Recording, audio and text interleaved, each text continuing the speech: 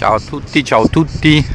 Adesso il primo che mi dice che si sente male perché c'è il vento, c'è il vento.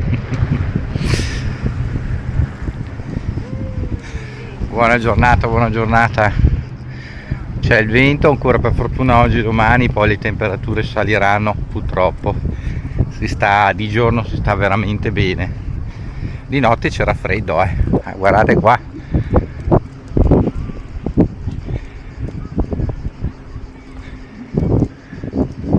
La Olli che contenta. Ci spostiamo dove non c'è vento, dai, così almeno nessuno si lamenta. Ragazzi, quando c'è vento non c'è microfono che tenga. Allora, qua c'è meno vento. Buona giornata a tutti, buona giornata a tutti. Oggi vi parlo degli angeli a quattro facce e dei rettiliani, ben due argomenti straordinari in sé. Allora, gli angeli a quattro facce.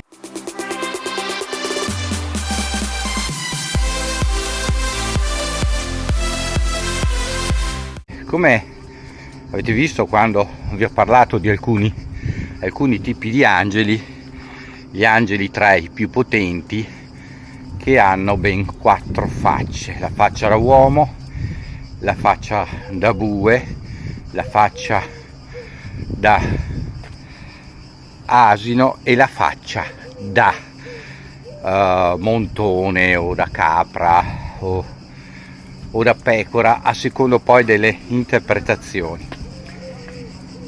Perché le quattro facce? Le quattro facce è un po' come quando invece ci parlano degli angeli che hanno gli occhi sulle ali. Ve li ricordate gli angeli che hanno gli occhi sulle ali?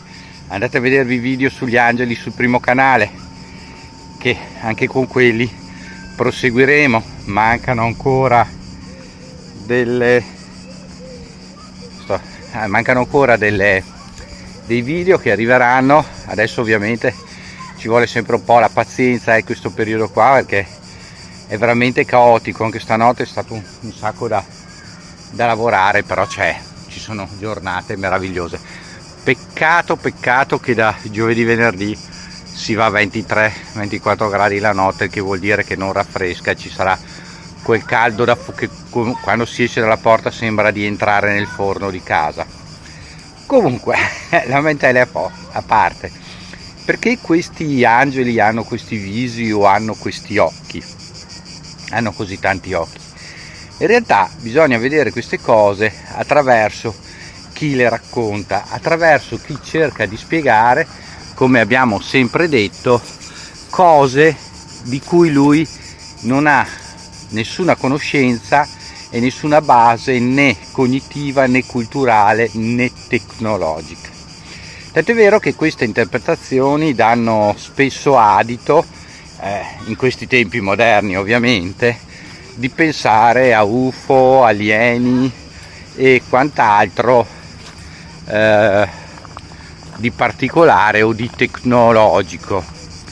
In realtà è proprio l'incapacità, quella che noi incontriamo a volte anche nell'NDE, l'incapacità soprattutto delle persone con la cultura biblica, con la cultura di allora, quindi di 2000-3000 anni fa, di identificare alcune forme, alcuni poteri del mondo trascendente con degli aspetti che il loro cervello poteva interpretare.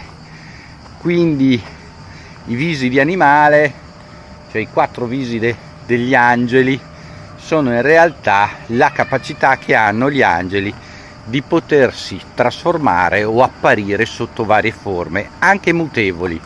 Noi nella fantascienza, in qualche film o telefilm di fantascienza, li chiamiamo i famosi mutaforma, no? Quelli che da un momento all'altro possono prendere forme diverse. Anche in Harry Potter ci sono queste cose. Ecco, questa capacità degli angeli di trasformazione è uguale a quella che noi ben conosciamo così come mutaforma, e allora poteva che non essere descritta che nella maniera in cui le persone con la cultura di allora e con la capacità cognitiva di allora non potevano che descriverle così, con queste quattro facce, oppure con i molti occhi e gli occhi sulle ali. Questo per anche descrivere la capacità spirituale angelica di poter vedere oltre la vista umana, di poter percepire oltre la vista umana.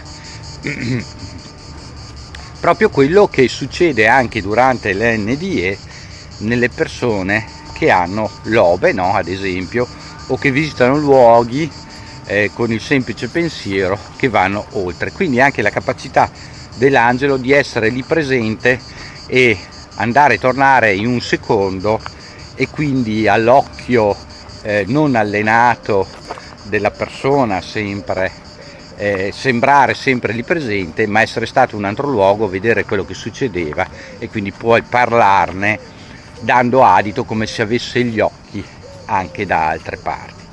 Inoltre c'è la possibilità proprio spirituale di avere una visione che oggi possiamo avere con alcune telecamere, le famose telecamere 360 gradi, cioè tutto intorno di quello che succede al punto dove è situato l'angelo o l'essere spirituale, o se volete l'entità, perché questo potere ce l'hanno anche le entità diaboliche. Questo per quello che riguarda gli angeli. Per quello che riguarda invece i rettiliani, anche qua tenete presente che questa cosa dei rettiliani nasce in tempi moderni. Mai l'umanità avrebbe una volta pensato questo. È vero che gli antichi egizi, ma gli stessi romani, i greci presentavano alcuni dei con aspetti animaleschi, no? Per esempio gli egizi avevano spesso degli dei con la testa di cane piuttosto che la testa di civetta, piuttosto che la testa di aquila, e via e via e via. Ma questo era, come abbiamo detto per gli angeli, un modo per identificare determinati poteri, oltre che per dare senso a forme che distinguessero proprio l'essere umano dall'essere sovraumano.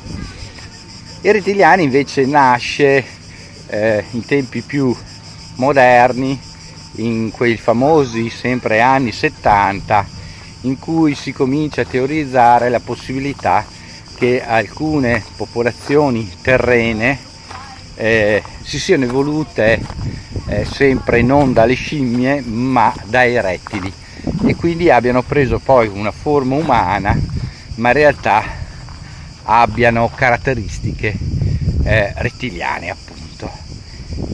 Oppure qualcuno dice che questi rettiliani arrivano appunto dallo spazio, da altri mondi, e che si siano poi man mano prendendo appunto le nostre forme, un po' come, non so se ve lo ricordate, negli anni 80 il telefilm Visitors, con la V proprio, in cui appunto questi si possessavano di una forma umana, si trasmutavano in una forma umana, mantenendo però al momento del bisogno la forma di rettile bipede, un po' come l'uomo. Quindi ecco che questa visione, possiamo dirla New Age, dell'uomo rettile o del rettiliano ha poi preso piede nelle nostre culture occidentali. È vero che in alcune culture aborigine esistono ancora questi uomini, mezzi animali, mezzi uomini, ma ripeto, sono sempre come per gli angeli, possibilità di far vedere gli uomini attraverso un aspetto che sia quello